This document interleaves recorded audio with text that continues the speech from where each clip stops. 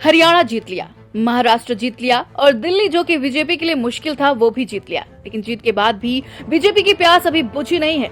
इसके बैकग्राउंड में एक सवाल अभी सुर्खियों में है और वो ये कि भारतीय जनता पार्टी का राष्ट्रीय अध्यक्ष कौन होगा।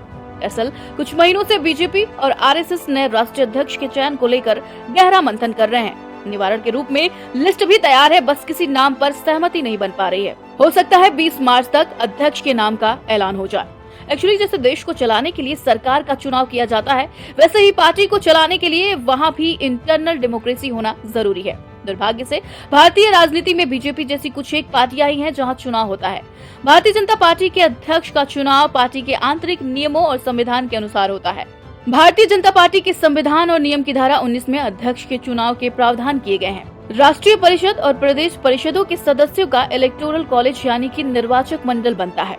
यही इलेक्टोरल कॉलेज राष्ट्रीय अध्यक्ष का चुनाव करता है और चुनाव पार्टी के राष्ट्रीय कार्यकारिणी के बनाए गए नियमों के तहत होता है। चलिए जानते हैं कि अध्यक्ष बनने के लिए उम्मीदवार को क्या क्या जरूरी है।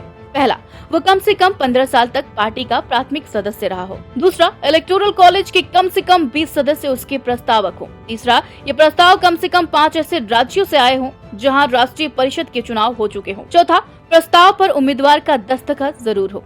नॉमिनेशन के बाद वोटिंग होती है। इसके बाद काउंटिंग के लिए बैलेट बॉक्सेस को दिल्ली लाया जाता है, फिर इसके परिणाम घोषित किए जाते हैं। वहीं आपकी जानकारी के लिए बता दें कि बीजेपी की संविधान और नियम की धारा 20 के मुताबिक कोई पात्र सदस्य 3-3 साल के लगातार 2 कार्यकाल यानी कि लगातार 6 साल तक अध्यक्ष रह सकता है। अब सवाल ये है कि आखिर मौजूदा लिस्ट में कौन कौन से नाम हैं जो जेपी नड्डा की कुर्सी को संभाल सकते हैं। असल में भाजपा किसी ऐसे लीडर को अध्यक्ष बनाना चाहती है जो संगठन को चलाने में माहिर हो, आरएसएस बैकग्राउंड का हो और चुनावी रणनीति में खुद को साबित कर चुका हो। ऐसा इसलिए क्योंकि आने वाले सालों में यूपी सहित कई राज्यों में विधानसभा चुनाव होने हैं।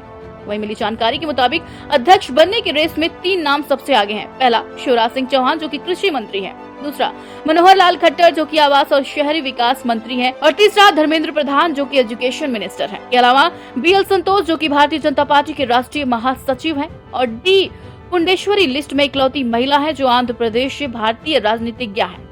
बीजेपी दक्षिण भारत में अपनी पकड़ मजबूत करने के लिए नए राष्ट्रीय अध्यक्ष के रूप में दक्षिण भारतीय नेता को चुनने पर भी विचार कर सकती है। वहीं आपकी जानकारी के लिए ये भी बता दें कि वेंकैया नायडू के बाद से कोई दक्षिण भारतीय नेता इस पद पर नहीं रहा है। आपको क्या लगता है, कौन संभालेगा जेपी नड्डा की कुर्सी? हमें कमेंट करके बताइए और हमारे वीडियो को लाइक, शेयर और चैनल को सब्सक्राइब करना बिल्कुल न भूलें।